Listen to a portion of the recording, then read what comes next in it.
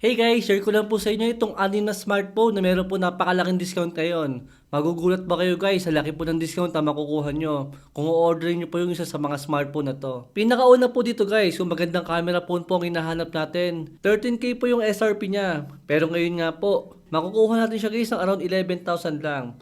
Baka nga bumaba pa po yung presyo na yan. Depende po sa sale na makukuha natin. Malakas na po kahit pa paano yung processor niya.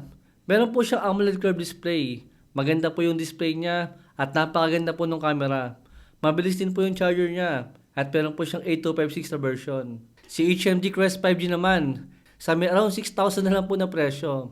Naka 5G po yan, naka AMOLED display, tapos naka stock Android pa. At naka 5G nga po yung ating mobile data. Ang pangit lang po sa may smartphone na yan, pangit po yung kanyang camera. Pero yung overall specs po niya, panalo na po yan guys para sa akin. Yung base version din po niya guys is naka-sale din po yan.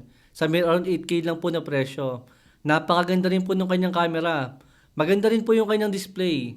Maganda po yung kanyang design. Napakaganda po ng smartphone na yan guys kung sakali nga po na casual phone lang po yung hinahanap natin. Na more on pang social media at pang camera lang. Then kung kulang 7K naman po guys yung budget natin at gusto nyo po ng malaking battery sa isang smartphone na merong G100 na processor, wala na po ko ibang marirecommend sa inyo kundi si Tecno Pova 7. 10,000 po guys yung kanyang SRP sa may 8256 na version.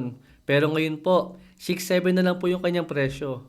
Napakamura na po ng smartphone na to guys. Etong sa Itel S25 Ultra. Dating 8,000 po yung kanyang SRP sa may 8256 na version. Meron po siyang AMOLED curved display. Manipis din po yung kanyang design. At napakaganda po ng display. Maganda rin po yung kanyang camera. At tingnan nyo naman guys yung kanyang presyo ngayon. 5,900 na lang po yung kanyang presyo. Na merong 8K po na SRP no nakaraan lang. Pero ngayon, bagsak presyo na po yan guys ngayon. Kung sa may 8K nyo po mabibili ang S25 Ultra, pass na po yun guys. Pero kung dito po sa may kulang 6K lang, sobrang panalo po ng S25 Ultra ngayon. Then kung gusto naman po natin guys ng gaming po na meron shoulder trigger button at meron po malaking battery, ito po guys si Nubia Neo 3 4G. Napakamura po niya ngayon. 8K po yung kanyang SRP. Pero ngayon po nakasale din po siya ng less than 6,000 lang. Si Nubia po guys ang isa sa merong pinakamurang merong trigger button ngayon. Actually yan nga po ang pinakamura. 6,000 mAh din po yung kanyang battery. Yung kanyang display guys, saktuhan lang po yan. Pero kung gaming phone nga po ang gusto natin sa may ganitong presyo, panalo po yung Nubia Neo 3. Ang medyo kulang lang po sa may smartphone na yan is naka 8128 lang po siya. Pero meron naman tayong previous na rice cooker. I think panalo pa rin yan. Lahat po ng smartphone na yan guys, meron po tayong link sa may description. Saka po sa may comment section. Thanks for watching.